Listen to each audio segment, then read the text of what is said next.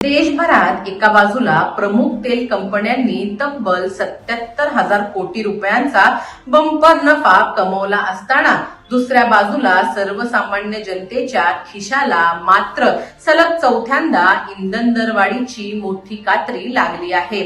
आंतरराष्ट्रीय बाजारात कच्चे तेल स्वस्त होत असताना देशात मात्र पेट्रोल डिझेलचे दर गगनाला भिडत आहेत। मात्र या गंभीर आर्थिक फटक्याकडे जनतेचे फारसं लक्ष जाऊ नये यासाठी शासकीय योजनांचा सुरेल पडदा पुढे करण्यात आल्याची चर्चा आता राजकीय आणि आर्थिक वर्तुळात रंगू लागली आहे।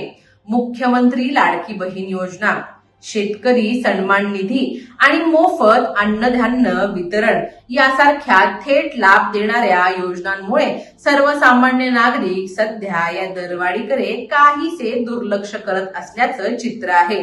चालू आर्थिक वर्षात देशातील अग्रगण्य तेल कंपन्यांच्या नफ्यात विक्रमी वाढ झाली आहे। तब्बल 77,000 कोटींचा नफा पदरात पाडून घेतल्यानंतरही या कंपन्यांनी ग्राहकांना दिलासा देण्याऐवजी लागोपाठ चौथ्यांदा दरवाढ केली आहे। पेट्रोल आणि डिझेलच्या वाढत्या किमतींमुळे वाहतूक खर्च वाढून पर्यायाने भाजीपाला, दूध आणि दैनंदिन गरजेच्या वस्तू महाग होत आहेत। असे असतानाही या दरवाढी विरोधात पूर्वीसारखा तीव्र लोकक्षोभ किंवा आंदोलन रस्त्यावर दिसत नसल्यानं आश्चर्य व्यक्त होत आहे। या शांततेमाग सरकारची कल्याणकारी योजनांची खेळी अत्यंत प्रभावी ठरल्याचे बोलले जात आहे।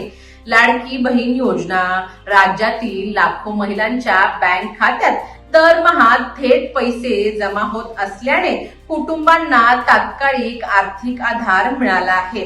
शेतकरी सन्मान योजना, शेतकऱ्यांना वर्षाकाठी मिळणाऱ्या ठराविक निधीमुळे ग्रामीण भागातील रोष काहीसा शांत आहे।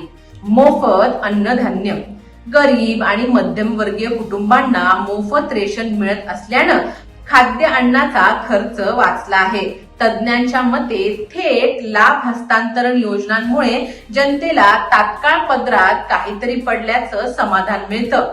मात्र इंधन दरवाढीमुळे होणारे अदृश्य नुकसान लोकांच्या चटकन लक्षात येत नाही। तेल कंपन्यांचा 77,000 कोटींचा नफा हा थेट जनतेच्या खिशातील पैसा आहे, परंतु मोफत अन्नधान्य आणि सन्मान निधीच्या गदारोळात हा मुख्य मुद्दा मुख्य प्रवाहातून बाजूला सारण्यात सरकारला यश आलं आहे, असंच सध्याचं चित्र आहे। कारण एका हाताने द्यायचं आणि दुसऱ्या हाताने घ्यायचं अशी सिस्टीम शासनाने राबवल्याचं दिसून येतं। कारण या गोंडस योजना सुरू केल्यामुळे गृहिणींना 1,500 रुपये लाडक्या बहिणीचे मिळतात, शेतकऱ्यांना केंद्राचे आणि राज्याचे असे मिळून 4,000 रुपये सन्मान योजना मिळते, स्वस्त धान्य दुकानावर मोफत अन्नधान्य मिळतं। त्यामुळे या महागाईकडे फारसं लक्ष जात नसल्याचं एका पाहणीतून दिसून येतं। तेल कंपन्यांचा नफा 77,000 कोटी तरी सलग चौथ्यांदा इंधन दरवाढ लक्ष विचलित करणारं घटक पाहिलं त्यात लाडकी बहीण, शेतकरी सन्मान, मोफत रेशन।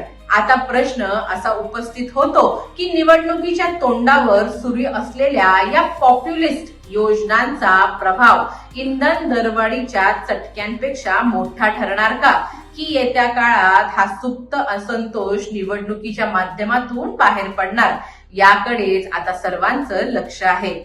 एका हाताने द्यायचं तर दुसऱ्या हाताने काढून घ्यायचं अशी ही सध्याची अवस्था आहे। सरकारने लाडक्या बहिणींना पैसे दिले खरे, पण डिझेल, पेट्रोल महाग करून घरातील गॅस, किराणा आणि वाहतूक इतकी महाग केली की मिळालेले पैसे कुठे गेले हे कळतच नाही। तुम्हाला या दरवाढीबद्दल आणि वाढत्या महागाईबद्दल काय वाटतं आम्हाला कमेंट करून नक्की सांगा आणि अशाच माहितीपूर्वक व्हिडिओसाठी चॅनलला लाईक, शेअर आणि सबस्क्राईब करायला विसरू नका। धन्यवाद। दैनिक राज्य लोकतंत्र।